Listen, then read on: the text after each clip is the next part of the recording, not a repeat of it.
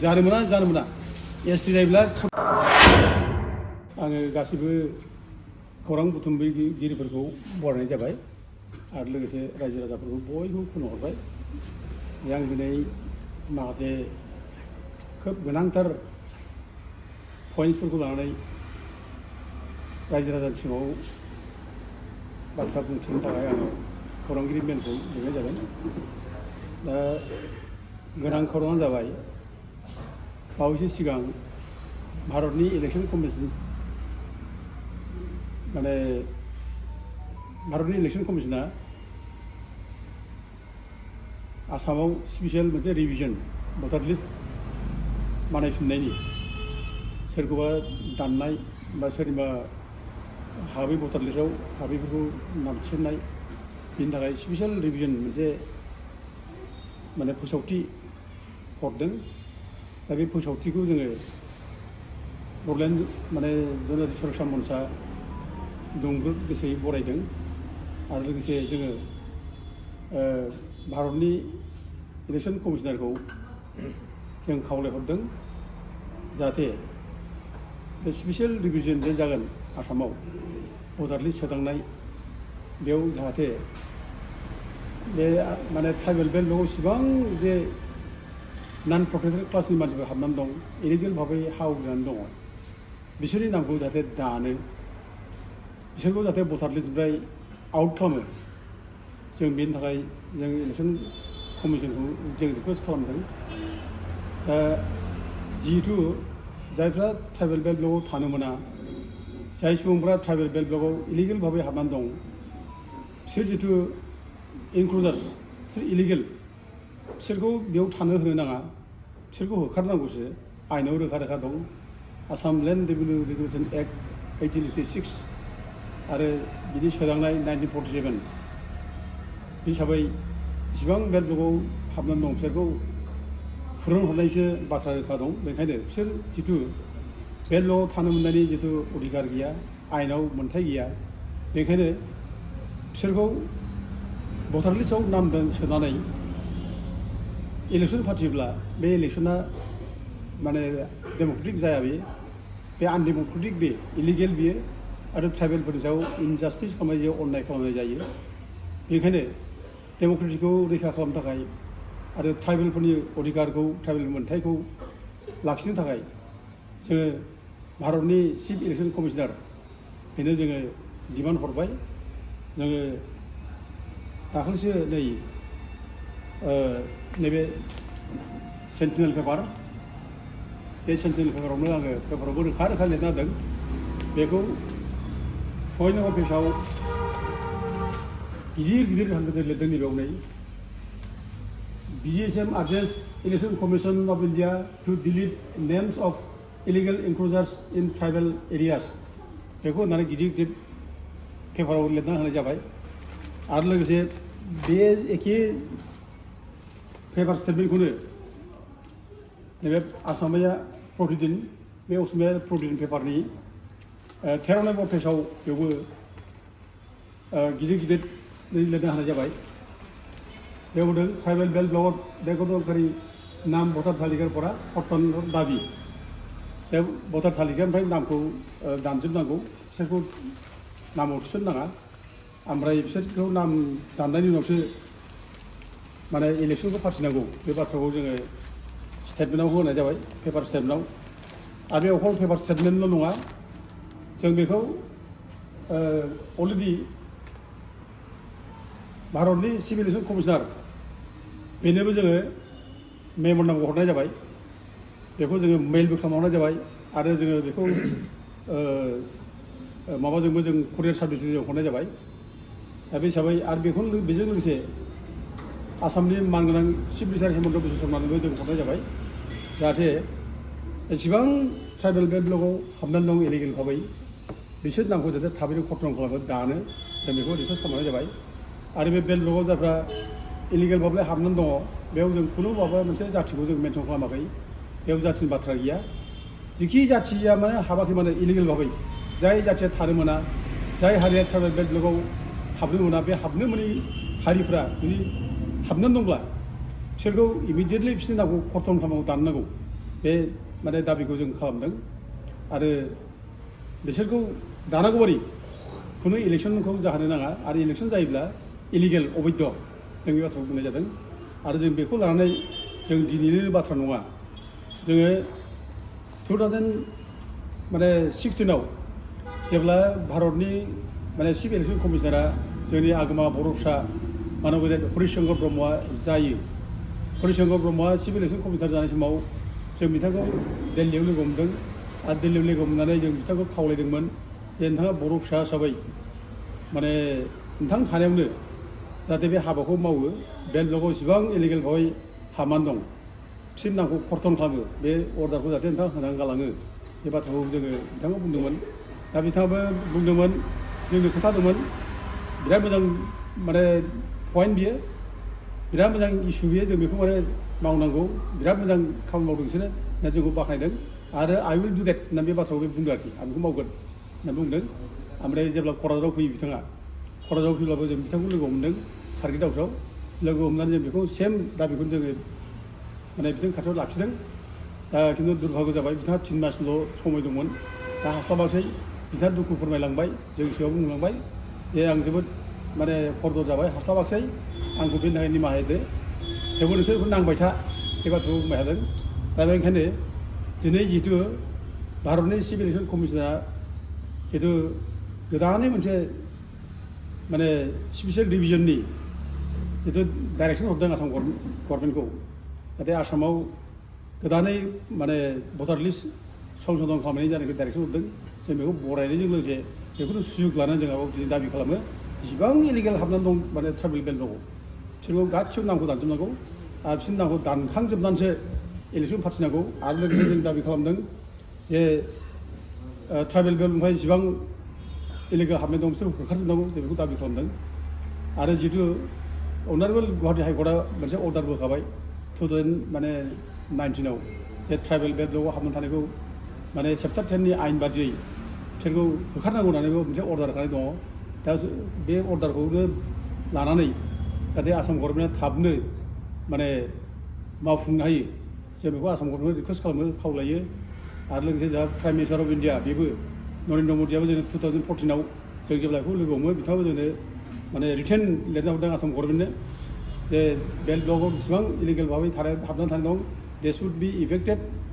इमिडिएटलि and the land of the tribal people should be restored बेबायदि होननानै बिथाङा लिरना हरदों दा गथिखे जों बेखौ दिनै आरोबाव बे स्पिरिटखौ लाखिनानै जों दिनै प्रेस मिटनि गेजेरजों जों रायजो राजानो मिथिनाय जाबाय आरो लोगोसे जों आसाम सरकारखौ जों नारसिननाय जाबाय जाहाथे इमिडिएटलि जाहाथे बे जायनाखि स्पेसियेल डिभिजन जागोन भटार लिस्ट बे समाव जाहाथे ट्राइबेल बेल्टआव हाबना थानाय इलिगेल मानसिफोर जाहाथे भटार लिस्टखौ दानख'यो जों बेखौ आरो जों अनुरद खालामहरबावनाय जायो आरो लोगोसे बेजों लोगोसे आरो मोनसे स्पेसियेल माने रायजो राजाफोरनो मिथिहोनांगौ बाथ्रा जाहैबाय जे आसाम एसेम्ब्लिया नैबे गाबोन 25 तारिखनिफ्राय जागोन बेखौ हेमन्त बिश्व शर्माया बुंदों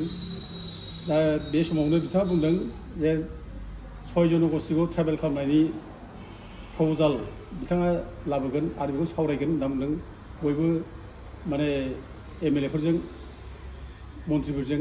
एसेम्ब्लियाव दा जों बेखौनो सुजुग लानानै जोङो खावलायदों जे जोंनि गासिबो ट्राइबेल MLA ट्राइबेल मन्थ्रिफोर दं इसिबां बिथांमोना ज' जानानै बे 6 जनगोष्ठीनि ST नागिरनायखौ स्ट्रंलि जाहाथे होबथायो स्ट्रंलि बादा होयो जों बेखौ जोंनि ट्राइबेल मन्थ्रि MLA फोरखौ जों खावलायो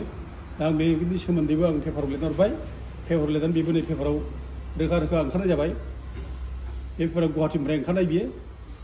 गिदिर गिदिर होदों BJSM urges tribal ministers MLAs to oppose ST status for 6 groups 6 माने कमिउनिटिसनो जाहाथे ST status होनो नागिरब्ला बेखौ अपोज खालामो स्ट्रंलि बे प्रप'जालखौ जाहाथे आपत्ति खालामो बुंनाय जादों आरो लोगोसे जुदि एसेम्ब्लियाव बे रोखोम गमामायैनो जुदि 6 जनगोष्ठीनो ST होनायनि माबा मोनसे प्रप'जाल लाबोयोब्ला बेखौ बड'लेण्ड जनजाति सुरक्षा मन्चआ अपोजल' खालामनाय नङा बेखौ सुप्रिम कर्टआव थांनानै केस होगोन होननानैबो जों बेखौ बेयाव वार्निं स्वरुपै जों लिरना होनाय जाबाय बे पेपाराव दा बेजों लोगोसे आरोबाव जोङो बे एखे माबाखौ लानानै दाबिखौ लानानै जोङो आसामनि मानगोनां chief minister doctor Himanta Biswa शर्मानो जोङो मेम'रेन्डाम हरनाय जाबावबाय जों मेल खालामना हरबाय बेखौ आरो कुरियार सार्भिसाव स्पिडआव जों हरनाय जाबाय दा बिथाङा बोथाय गाबोननो मोनहैगोन बेनिखायनो जोंनि दाबिया क्लियार बे 6 जनगोष्ठीखौ एसटि जाहोनो मोना 6 जनजातिया एसटि जायोब्ला जोंनि थाखानाय एसटिफोरनि जिबां माने अधिकार दंमोन राइट दंमोन बे खर्तन जाजोबगोन जों जोबस्रांगोन जोंहा खुनु जेबो थानाय नङा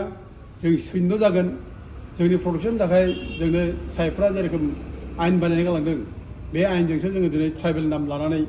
जोङो दिनै प्रटेक्सन मोनगासिनो दं एफा एनै सुजुग सुबिदा मोनगासिनो दं आरो बेखौ जुदि जोङो मालायनो जुदि होनो नागिरोब्ला जोङो सेस जागोन बेनिखायनो जों जावले जों बुंदों आगोलनिफ्रायनो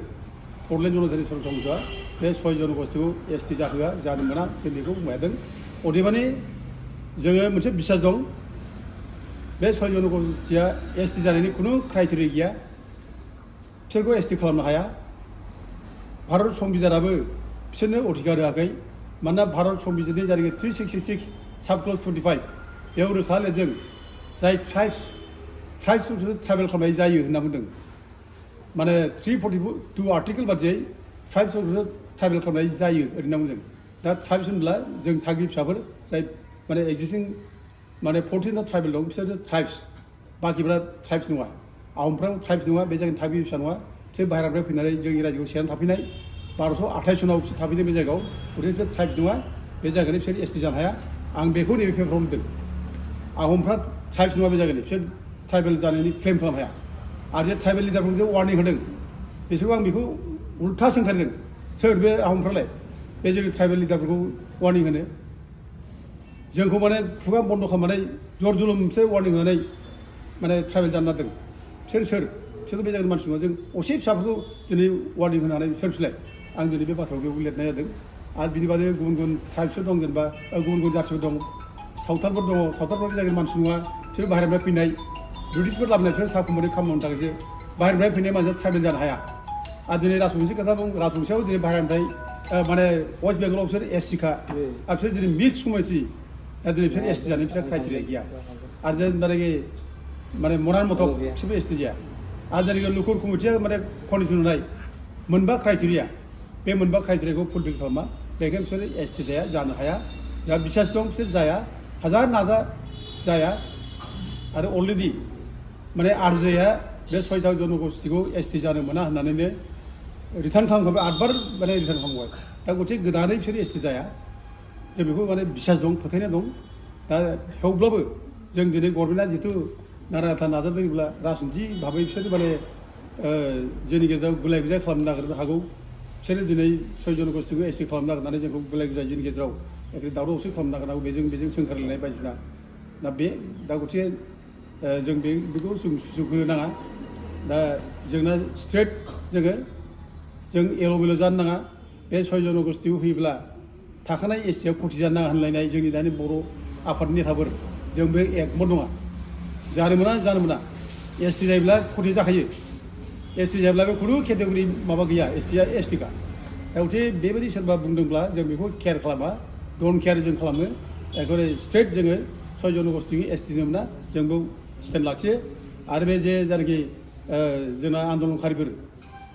ट्राइबेल संघ आन्दलनबो खालामो बिथांमोना बुंनाबो होयो जे माने बे मरान मथकनो होनायाव जों आपत्ति गैयाबो होनना बुंनो हायो हा मा बुंनाय जाखो बियो माने दुरबल बियो मरान मथकखौ होयोब्ला राजबंशीनो मानो होनो हाया नोंलाय मानो माबानो होनो हाया नोंलाय आहमफोरनो मानो होनो हाया गुबुननो मानो हाया बेथ' कुइसन जागोन ना गिदिर कुइसन बियो दा ओंखायनो जों बे लोरबां माने माबाखौ जों मानो होनो फालाय लोरबांथिया जोंहा मानो फालाय जाया माने 6 जनगोष्ठीया एसटि जाया बे मोनसे स्टेन्ड थानांगौ बेयाव मा आहमखौ माबाखौ होयोब्ला मरान मथकखौ होयोब्ला जोंहा आपत्ति गैया बेबायदि दुरबल सिद्धान्तखौ जों माने खुनुदिन जों सापर्ट खालामा ओंखायनो जोङो बयखौबो गोख्रोङै जोङो माने 6 जनगोष्ठीखौ एसटि जाहोआ जों बे डिसिजनखौ जों लाजानो लुयो आरो लोगोसे फैगौ एसेम्ब्लियाव जायनाखि मानगोनां माने चिफ मिनिस्टारा रायज्लायनो नागिरदों